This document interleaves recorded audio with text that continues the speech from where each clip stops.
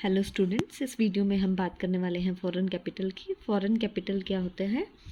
Foreign capital basically एक investment है capital की, जो भी कोई भी फॉरेन गवर्नमेंट इंस्टीट्यूशन, कोई भी इंडिविजुअल या इंटरनेशनल ऑर्गेनाइजेशन किसी कंट्री में करता है। क्लासिफिकेशन ऑफ फॉरेन कैपिटल की बात करें तो इसको 3 कैटेगरीज में क्लासीफाई किया जा सकता है: फॉरेन एड, कॉमर्शियल बोरोइंग्स और फॉरेन इन्वेस्टमेंट। पहले हम बात करेंगे फॉरेन एड की। फॉरेन एड क्या है? बेसिकली एक तरीके का कंसेशनल लोन्स है या ग्रांट है जो हमें विदेश से मिलती है, और ऐसे जो लोन्स होते हैं उन पर जो रेट ऑफ इंटरेस्ट होती है वो मार्केट रेट ऑफ इंटरेस्ट से काफ़ी कम होती है। तो इसको हम इन टाइप्स में डिवाइड कर सकते हैं फर्दर। पहली चीज़ जैसे ग्रांट। ग्रांट क्या है? एक तरीके की फॉरेन एड है जिसके लिए हमें कोई रिपेमेंट का ऑब्लिगेशन नहीं होता, जो हमें मिलती है, लेकिन हमें वो जो जिस नेशन से मिल रही है उसको किसी तरीके का इंटरेस्ट पे नहीं करना या प्रिंसिपल अमाउंट पे नहीं करना। कंसेशनल लोन या सॉफ्ट लोन के रूप में भी हो सकती है, जहाँ पर रेट ऑफ इंटरेस्ट आपको मार्केट रेट ऑफ इंटरेस्ट से कम होता है और जहाँ पर रिपेमेंट के लिए आपको एक लंबा टाइम मिलता है। और ये लोन्स जो हैं वो बेसिकली डेवलपिंग कंट्रीज़ को दिए जाते हैं डेवलपमेंट प्रोजेक्ट्स के लिए। और ये भी फर्दर 2 तरीके के होते हैं: लोन्स फ्रॉम फॉरेन गवर्नमेंट, यानी कि जब एक गवर्नमेंट को दूसरी गवर्नमेंट से लोन रिसीव होता है वो इसके अंतर्गत आता है। 2 तरीके का हो सकता है: प्रोजेक्ट या टाइड लोन्स, और दूसरा नॉन प्रोजेक्ट या अनटाइड लोन्स। प्रोजेक्ट या टाइड लोन्स क्या होता है? जो किसी स्पेसिफिक प्रोजेक्ट के लिए इशू किया जाता है। और अनटाइड लोन्स क्या होते हैं? जो लोन्स दिए जाते हैं लेकिन जिनके पीछे कोई स्पेसिफिक पर्पस मेंशन नहीं होता। Loans from international institutions. अब इंटरनेशनल इंस्टीट्यूशंस हैं जैसे कि world bank, IMF, Asian development bank, ये भी लोन प्रोवाइड करते हैं फॉरेन कैपिटल के फॉर्म में।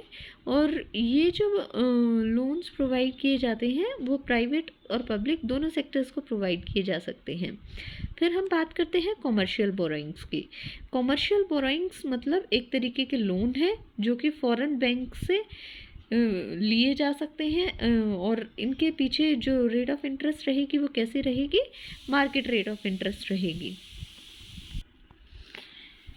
ये लोन्स फॉरेन बैंक से भी लिए जा सकते हैं। गवर्नमेंट फॉरेन बैंक से लोन लेती है, जैसे US एक्सिम बैंक से, जापानीज़ एक्सिम बैंक से ले सकती है। दूसरा, नॉन रेजिडेंट डिपॉजिट से भी हम कमर्शियल बोरोइंग कर सकते हैं। नॉन रेजिडेंट डिपॉजिट जो है वो किसी भी कंट्री में फॉरेन कैपिटल इनफ्लो का काफ़ी एक इम्पोर्टेंट सोर्स है, और वहाँ पर मार्केट रेट ऑफ इंटरेस्ट के साथ साथ लोन वहाँ से आप ले सकते हैं।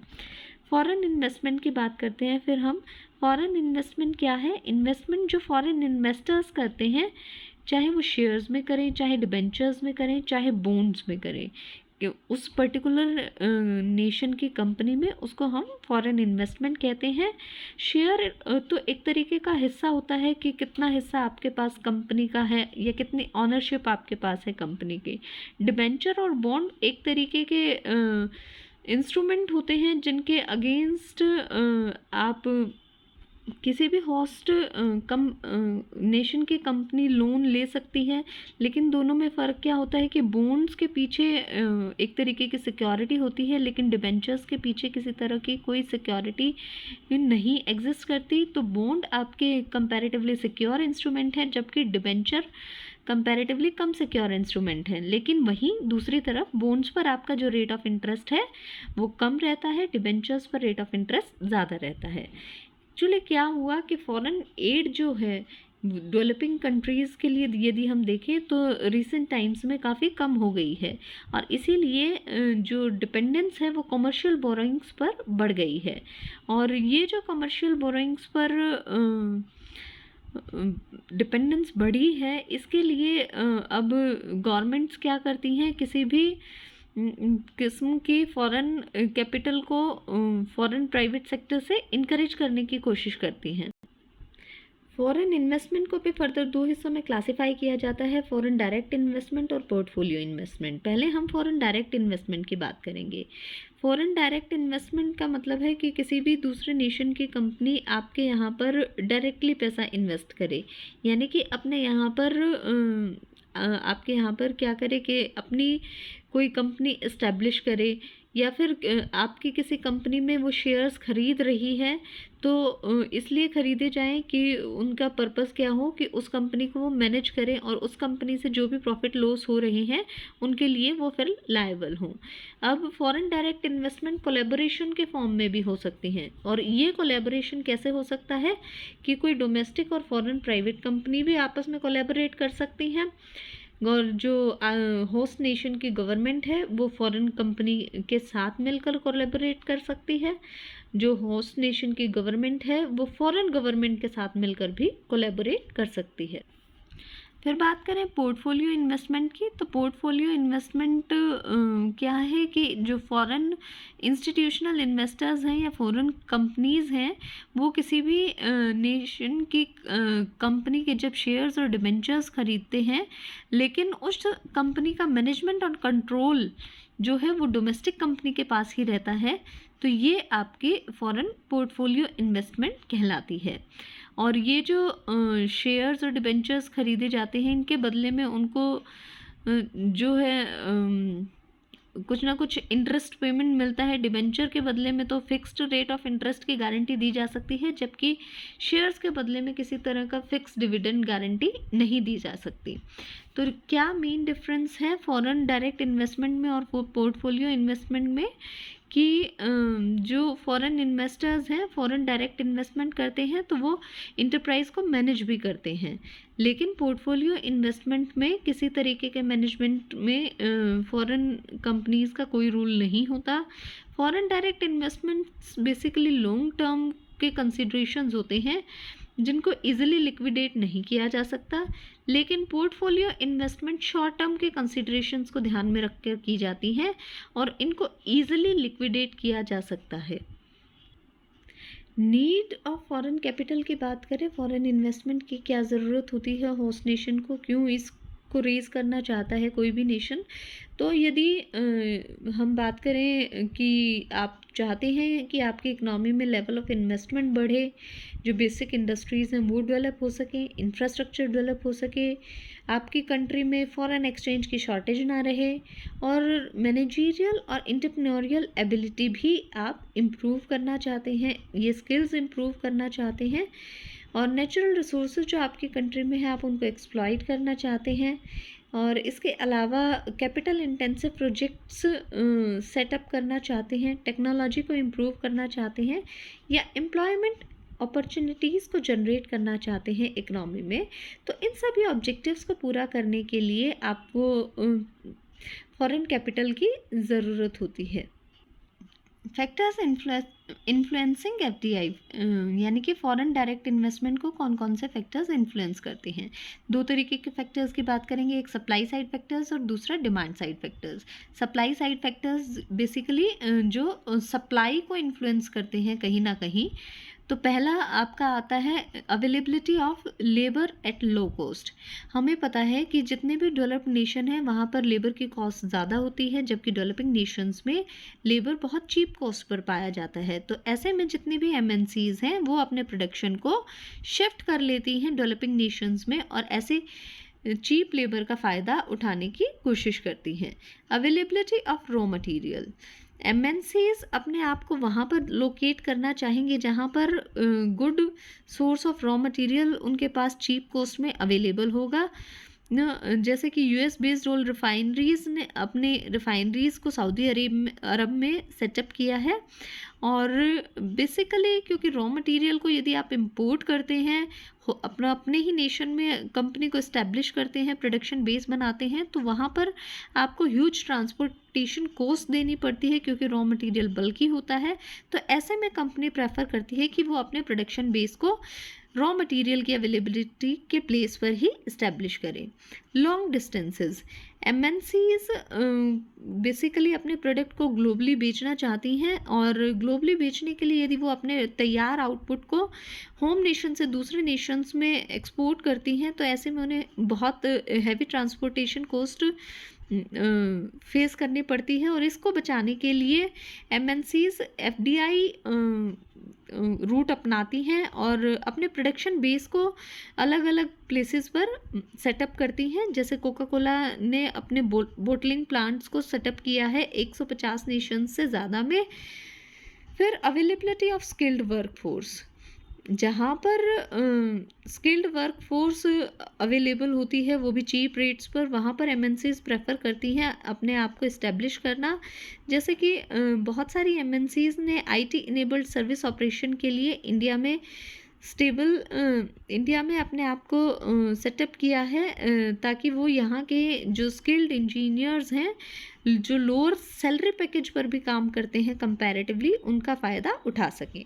एक्सेस टू एडवांस टेक्नोलॉजी, यदि दो कंट्रीज़ कोलैबोरेट करती हैं आपस में, एक कंट्री फाइनेंस करती है, दूसरी कंट्री के पास बेटर टेक्नोलॉजी होती है, तो ऐसे कोलैबोरेशन में जो है वो एमएनसीज अपने आप को सेटअप कर सकती हैं या इन्वेस्ट कर सकती हैं ऐसी कंट्रीज़ में जहाँ पर उनको फ़ायदा दिखता है। जैसे हम एग्जाम्पल के तौर पर यदि बात करें तो जो एमएनसीज़ हैं यूएसए में, वो इन्वेस्ट कर सकती हैं जापान में यदि वो वहाँ की एडवांस टेक्नोलॉजी का फ़ायदा लेना चाहती हैं।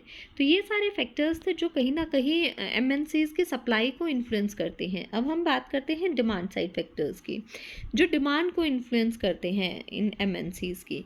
पहली चीज़ है लार्ज कस्टमर बेस, जहाँ पर एमएनसीज़ को लगता है कि उन्हें ह्यूज मार्केट मिल सकती है, ह्यूज कस्टमर बेस मिल सकता है, वो ऐसे नेशन में इन्वेस्ट करना प्रेफर करते हैं। और इसी का एक एग्जांपल है कि मैकडोनल्ड जो कि यूएस बेस्ड एमएनसी है, उसने अपने सेंटर्स इंडिया में जगह जगह इस्टेब्लिश किए हैं। इंटरनेशनल इमेज, अब एमएनसीज जो है वो ग्लोबल मार्केट में बहुत ही रेपुटेशन रखती हैं, ब्रांड्स होती हैं पर्टिकुलरली, तो वो अपने इस ब्रांड इमेज को पूरी तरह से एक्सप्लॉइट करना चाहती हैं और इसका फ़ायदा उठाना चाहती हैं। इसका फ़ायदा उठाने के लिए वो अलग अलग नेशंस में अपने मार्केट बेस को एक्सपेंड करती हैं और इन्वेस्ट करती हैं।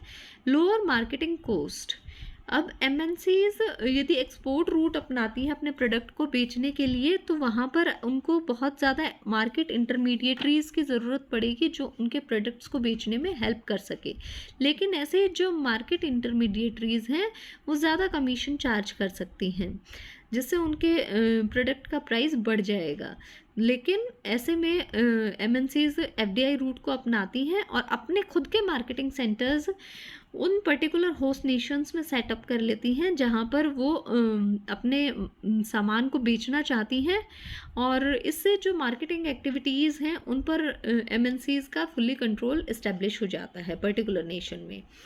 बेटर कस्टमर सर्विसेज, अब यदि आप एक्सपोर्ट रूट अपनाते हैं अपने प्रोडक्ट को बेचने के लिए फॉरेन नेशंस में, तो फॉरेन नेशंस में कस्टमर्स को डिफ़िकल्टी हो सकती है कि वो आफ्टर सेल सर्विसेज कहाँ से अवेल करेंगे। तो कस्टमर्स को इस तरह अगर प्रॉब्लम्स होंगी तो वो इम्पोर्टेड गुड्स को बाय करना अवॉइड करेंगे। ऐसे में एमएनसीज क्या करती हैं कि वो दूसरे नेशंस में अपने कस्टमर सर्विस सेंटर्स खोलती हैं ताकि कस्टमर्स को एक कॉन्फिडेंस दिया जा सके, और पर्टिकुलर नेशन में अपने सर्विस सेंटर्स खोलने से जो एमएनसीज के प्रोडक्ट की कस्टमर सर्विस है वो बेहतर बनाई जा सकती है। साथ में वहाँ के जो लोकल सेल्समैन हैं उनके बेटर नॉलेज का फ़ायदा एमएनसीज ले सकती हैं, क्योंकि उनको लोकल नीड्स और प्रेफरेंसेस के बारे में ज़्यादा पता होता है। Less tariff and non tariff barriers, जब भी कोई एमएनसी है दूसरे देश में अपने प्रोडक्ट को एक्सपोर्ट करना चाहती है तो वहाँ पर उसे ह्यूज टैरिफ या नॉन टैरिफ बैरियर्स को फेस करना पड़ सकता है। लेकिन इन चीज़ों को अवॉइड करने के लिए, अपनी कॉस्ट को प्रोडक्शन को रिड्यूस करने के लिए एफडीआई क्या करती है एमएनसीज क्या करती हैं, अपने प्रोडक्शन बेस को ही शिफ्ट कर लेती हैं और ऐसी जगह पर सेट करती हैं जहां पर उन्हें अपना प्रोडक्ट बेचना होता है। अदर फैक्टर्स में क्या आता है कि इंसेंटिव देती हैं गवर्नमेंट होस्ट नेशन की। अब डेवलपिंग कंट्रीज़ स्पेशली जो हैं वो फॉरेन कैपिटल को ज़्यादा से ज़्यादा इनवाइट करना चाहती हैं और इसके लिए वो एफडीआई को वेलकम करती हैं, क्योंकि ये उनको एम्प्लॉयमेंट क्रिएट करने में हेल्प करता है, इकोनॉमिक डेवलपमेंट में हेल्प करता है। तो ऐसे में जो होस्ट नेशन की गवर्नमेंट है वो वेरियस टैक्स कंसेशंस और सब्सिडीज़ ऑफर करती है एमएनसीज़ को। Shift to main industrial customer. अब जो एंसिलरी यूनिट्स होती हैं वो बेसिकली एक या दो लार्ज इंडस्ट्रियल हाउस को अपना जितना भी प्रोडक्शन है सारा का सारा सप्लाई करती हैं। और मान लीजिए यदि लार्ज इंडस्ट्रियल हाउस अपना प्रोडक्शन बेस शिफ्ट कर लेता है किसी और कंट्री में, तो ऐसे में जो एंसिलरी यूनिट्स हैं वो भी अपनी सेल के लिए जो डिपेंडेंट थी उन इंडस्ट्रियल हाउसेस पर, उनको भी अपना जो बेस है वो कॉरस्पॉन्डिंग नेशन में शिफ्ट करना पड़ता है जहाँ पर इंडस्ट्रियल कस्टमर ने शिफ्ट किया होता है।